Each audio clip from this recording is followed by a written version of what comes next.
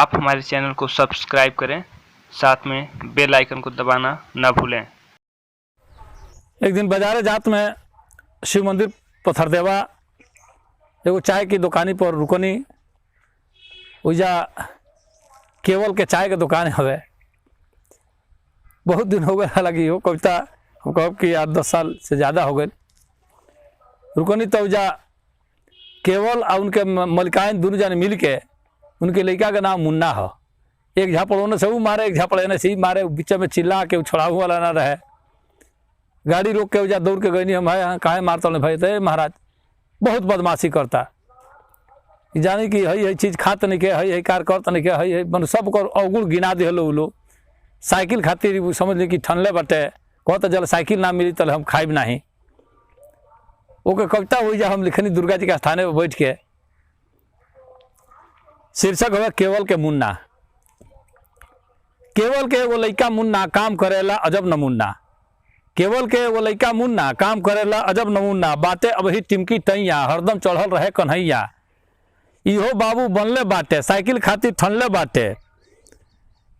इहो बाबू बनले बाटे साइकिल खातिर ठनले बाटे। 3 दिन से खैले नहीं खे 2600 लगाई चूना। आ केवल के एगो लइका मुन्ना काम करेला अजब नमूना। कोहड़ा घेवड़ा लौकी बंडा दूध दही ना छुए अंडा। कोहड़ा घेवड़ा लौकी बंडा दूध दही ना छुए अंडा। आ बैगन के देखते तरकारी होखे एकरा दुख बीमारी। आ केवल बके आज बुझाता, केवल बके आज बुझाता देवकुल गईले बा दुख दूना। केवल के एगो लइका मुन्ना काम करेला अजब नमूना।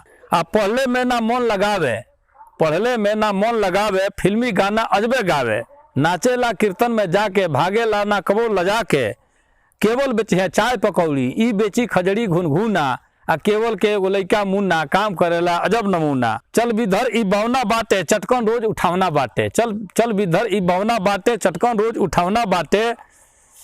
मिलजुल बापे महतारी रोजे छोड़ावल करे खुमारी।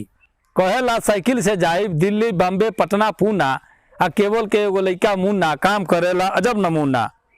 बाटे असली बनल विधाता साझे खा के भइल न पाता। बाटे असली बनल विधाता साझे खा के भइल न पाता। आयल जब भिनसहरा घरे सूत गइल पुजवट में डरे। रोज लोटाला रोज पिटाला पीठ मुँह लोहा बुन्ना। केवल के एगो लइका मुन्ना काम करेला अजब नमूना। केवल के एगो लइका मुन्ना काम करेला अजब नमूना।